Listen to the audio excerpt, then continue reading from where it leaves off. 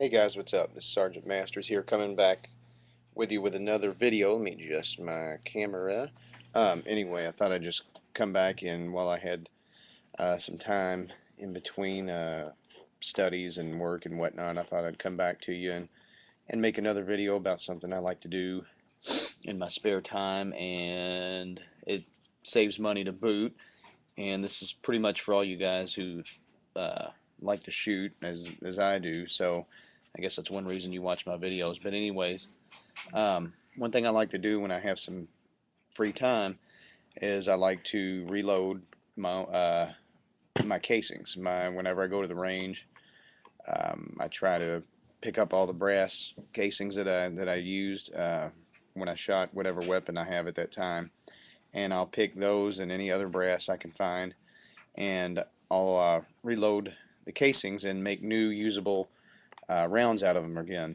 Some people call it hand loading, reloading, remanufactured rounds. It's the same thing. So um, one of the things you're going to need, and I'm just going to show you a few of the basic items that you've got to have when you reload. There's a lot of little tools and stuff you can buy to help make your reloading easier and quicker. These are just some of the basic things.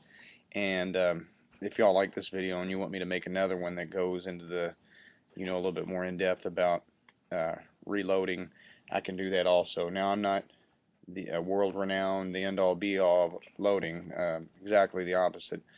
I got into it a couple years ago, and I pretty much taught myself, which was not the greatest idea in the world. But actually, what I used are some videos off YouTube here. I looked up, basic reloading. There are a few people on here that would show you how to reload, and if I had a question, this or that, I'd Google it, or I'd see if I could find it on YouTube. So YouTube's pretty cool when you need to learn how to do stuff, and so is Google, and there's plenty of online materials and manuals out there on the internet you can get to help you start on the basics of reloading anyway. But I would always recommend getting some kind of professional instruction, or getting a friend or family member to show you how to reload, because it can be dangerous if you do, off the wall stuff. You got primer and you got powders, and I have heard of some of that stuff uh, malfunctioning and blowing people's fingertips and fingers off and whatnot. And I had a friend of mine who I worked with. He reloaded a lot. He was doing something. I think getting a stuck primer out of his primer feed, and for some unknown reason, he used I think some kind of metal rod to smack it out of place. So, like I said, he should have known better. I don't know why he did this. He even tell you it was not the best move, but he did something you probably shouldn't have when you're messing with your primers and trying to situate them. And he got one stuck, like I said, and was pushing it out of place or prying it out of the automatic primer feed, and it blew up and caused a chain reaction, caused several other primers to kind of go off, and I think he got a little hurt out of the deal. He got one of his fingers messed up temporarily. But anyway, um, but just remember, guys, reloading can be dangerous, so you definitely always want to think safety when you're reloading, because, like I said, you're dealing with explosives here and stuff that can go bang and take your face off if you're not careful. One of the first things you want to get, you guys, as far as starting out, is some kind of instruction. Like I said, there's videos and stuff you can get from some of these websites. You just probably have to Google it. You can find whatever you want. Um, that's the best. Actually, I take that back. Personal instruction is the best. If sometimes I know there's a gun store in town locally that every once in a while they'll do seminars, gunsmithing, all kinds of classes, and they're coming up with a basic reloading class. So I'm probably going to go to that one, even though I've been reloading for a while. There's still a lot of stuff that I need to brush up on and go a little bit more in depth with. So I'm going to plan to do that myself. One of the things you're going to need, like I said, as far as instruction, if you can't get somebody personally to show you how to do it, that's the best. A video that's good, like on YouTube, or if you can buy a video off the internet, that's good. And always get you a reloading manual. Now this one's a Lee manual. I've got two of them, and my other one I just bought is a Hornady reloading manual, and they both have the basics in here.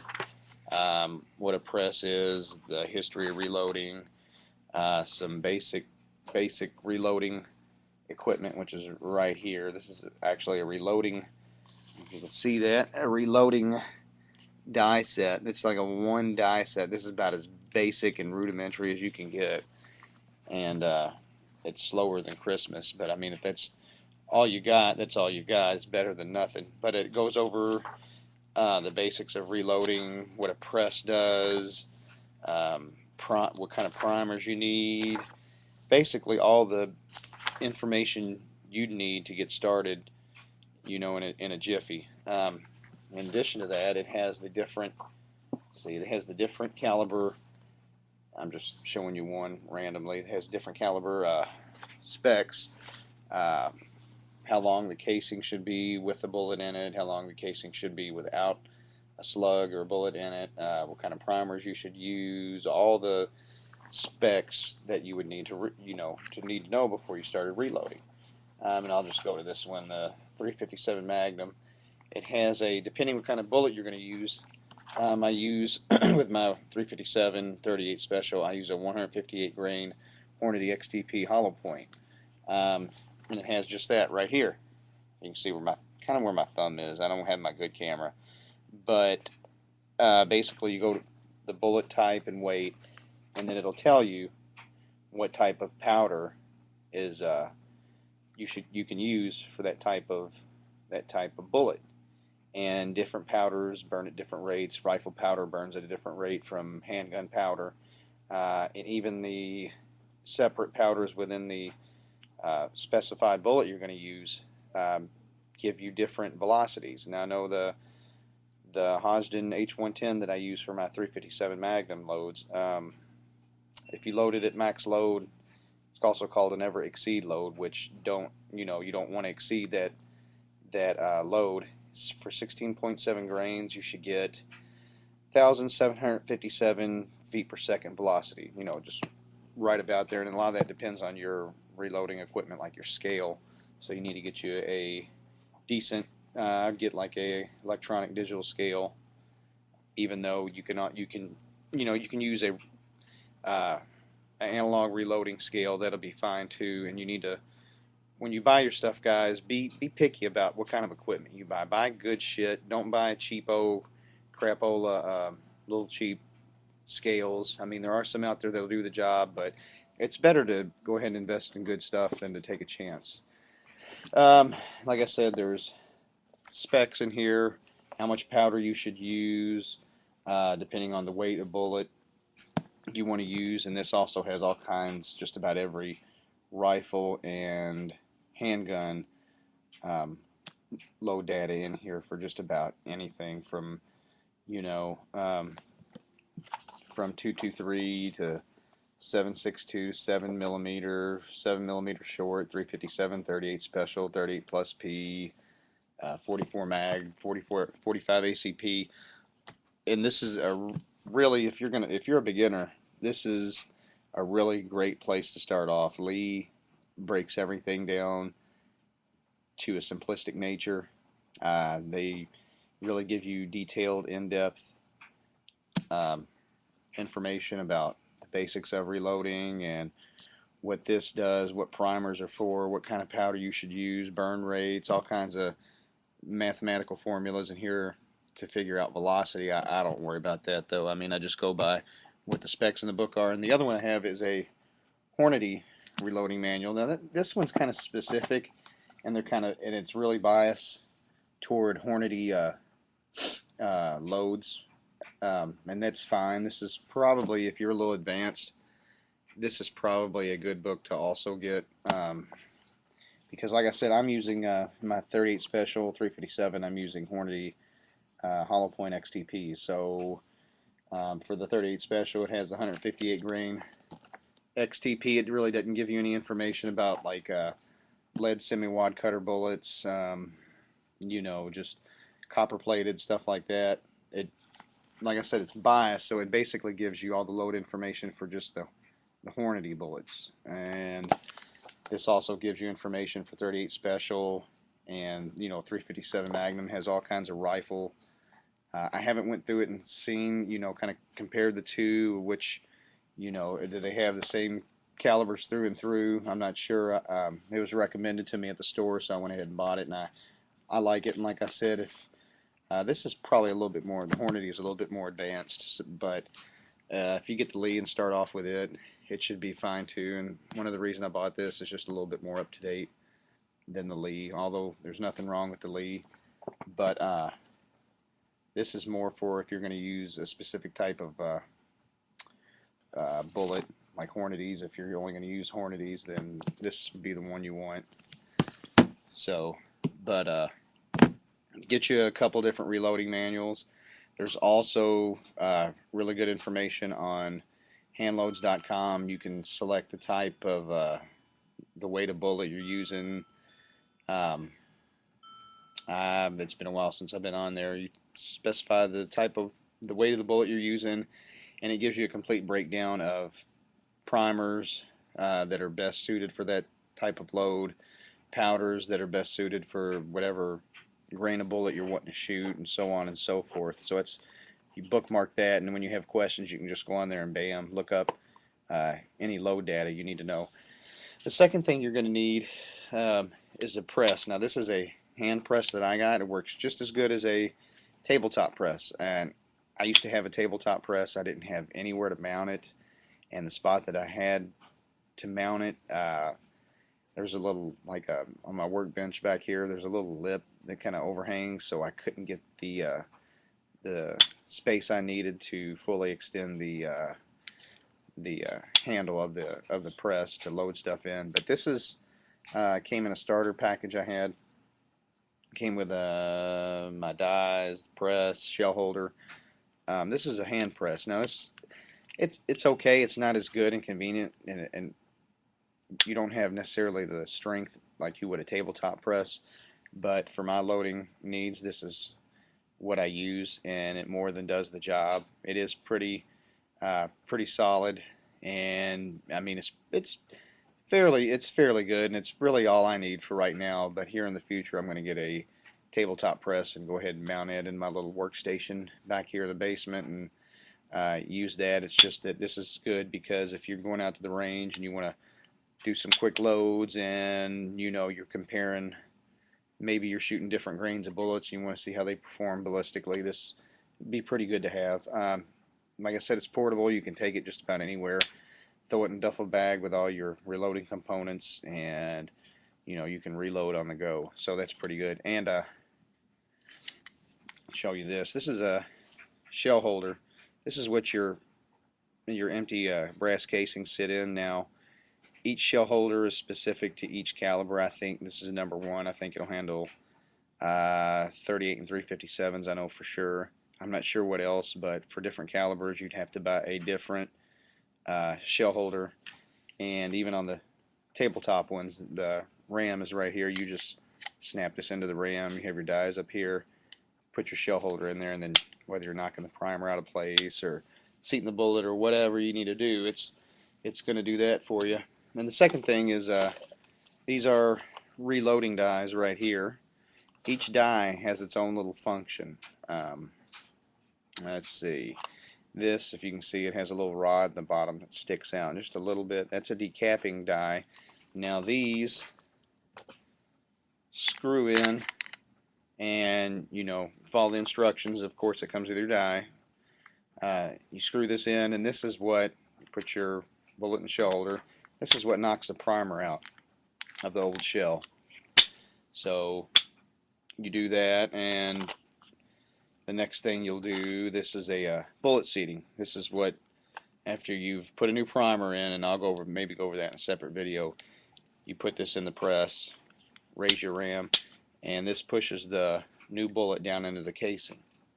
And another thing I always like to do to my loads, you don't have to do them to some loads, but I like to put a crimp and on my hand loads. If you ever seen some of the bullets, there's a little ring around, not all of them, some of them, the ones I use anyway, there's a little ring called a cantilever around your bullets.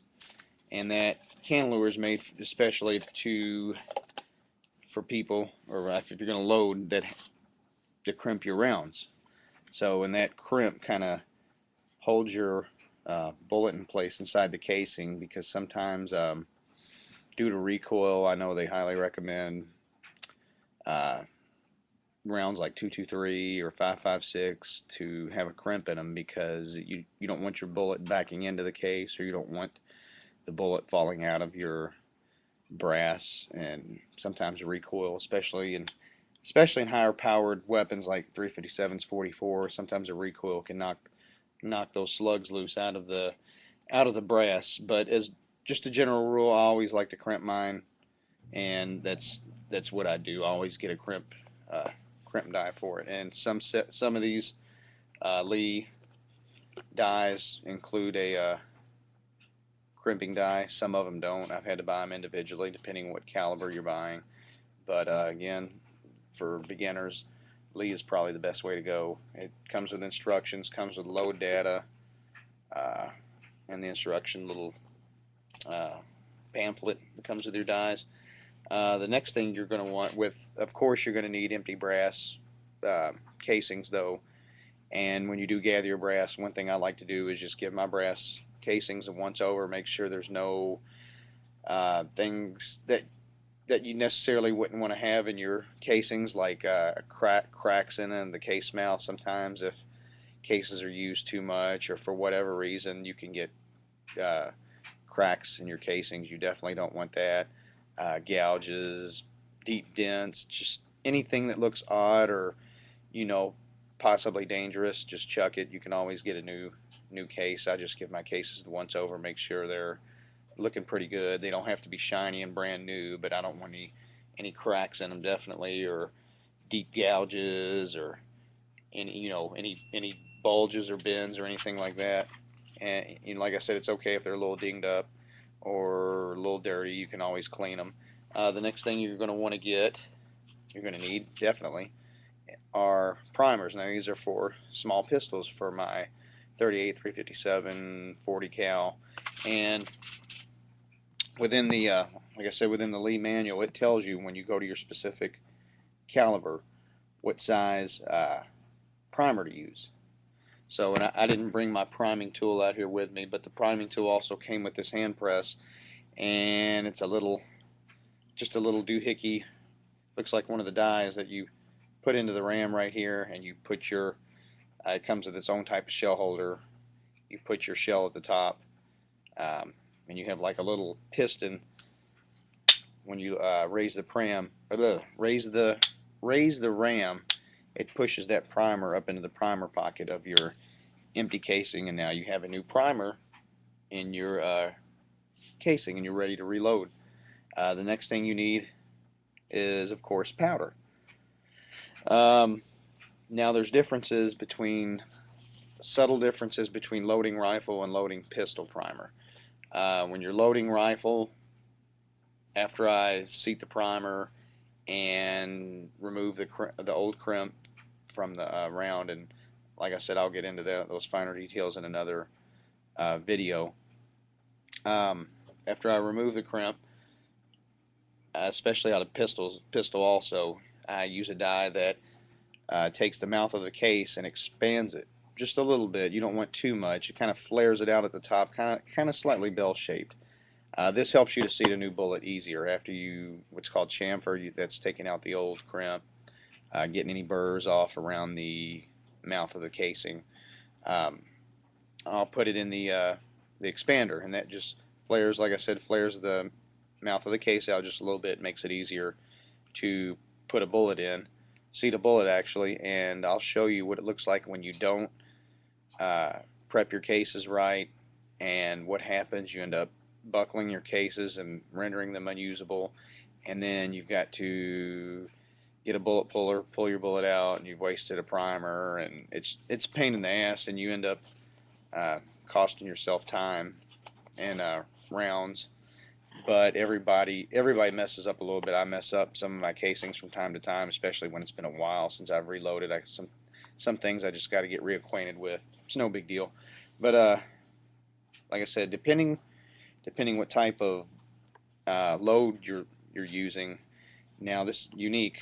This is what I got here. This is good for. Been using it for 38 special.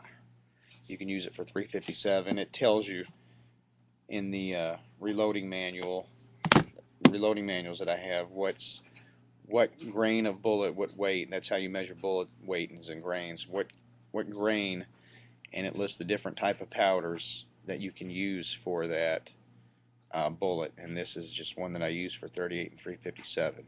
Now, if I'm loading 223, 556, I'm going to use a different type of bullet or a different type of powder, Varget, or I think I have 2223. I got to look and see what I got. But like I said, the powders that you use for pistol and the powder that's used for rifle are going to be a little different. You shouldn't use rifle powder in a pistol and vice versa. I mean, I'm sure you could, and the bullet would still fire, but it's there's different pressures and stuff like that. So whatever the manual calls for, go ahead and use. And there's some people who are way advanced out there that really don't use manuals, and they know exactly what powder they can use even if it's not listed in one of these manuals. I'm not one of those highfalutin people. I'm just a basic weekend shooter. When I want to reload some rounds, I go through my manual, see what powder works best for the velocity that I'm looking for, and that's something else we'll get into. And that's what I buy. I'm not really breaking it down to molecular science. I'm just keeping it simple, just to stay in practice and at the range on the weekends. But there's, like I said, there's other tools like trays, um, little knick-knack stuff that you can get to make your job a little easier. Because I like, when I reload mine, I like to put all my primed and chamfered cases, lay them out in a tray, and then I come over there with my powder measure. I kind of do it the slow-ass way, which I'm going to get me an automatic powder measure here in the future. And I'll just go with my funnel and on down the line in my tray, and all the tray does is hold them in place for you. So when you put your funnel over it, your damn powder don't go everywhere and create a mess. And one of the last things you'll need are, of course, just bullets. These are for my 357 38 special. Let's see what diameter they are. Now, I know for 223, if you're looking for bullets and say you're totally new to this, well, I can't find bullets that are 223 or 556. A 223 is a 22 series slug. So I've been on some sites that have it that say 224, because it's always going to be a little bit bigger, because remember, you have riflings usually in any weapon. So that bullet, especially with the copper jack, it's just going to be slightly bigger, and maybe 1/100th of an inch or a millimeter, whatever you're using, because you want that bullet to you want it to get use from those riflings and spiral. So I don't know why they're like that. But like I said, it probably needs to be just slightly a little bit bigger than the bore, just so it'll touch riflings. That's why I'm guessing. Okay, for my 357 Magnum, these are .358 diameter bullets. Now, you can use these for 38 special, 357. This is 158 grain Hornady XTP hollow point. You can see the hollow point right there, jacketed. And if you'll notice, right in the middle of the bullet, that little ring that's called a cantilure, that's where basically the mouth of your case, when you crimp it, will fall in right there. Use your crimp die, and it's like gives your casing a good grip on the bullet. So when you shoot, firing pin strikes primer, ignites a powder. It helps with pressure.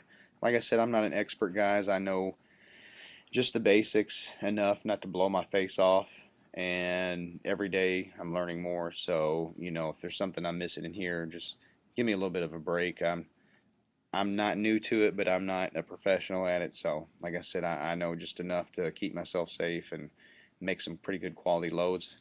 And another reason why some people like to reload is that they claim they can load casings up better than the factory and um, produce them a little bit more where they have a little bit more accuracy to them. And I know this is pretty true with 223s, especially if you reuse the brass that you fire once. So if I get a box of factory loads for 223, I'll save the brass, and that casing is already formed when you fire it the first time to the inside of your chamber. So that's what they say makes reloading so accurate, and you can put as much time and quality into the manufacture of your bullets, your rounds, as you want to, and it helps with accuracy. A lot of competitive shooters will reload their own rounds. I mean, they got a lot of equipment and more training than I've had at it, and they'll reload their own rounds just for that reason of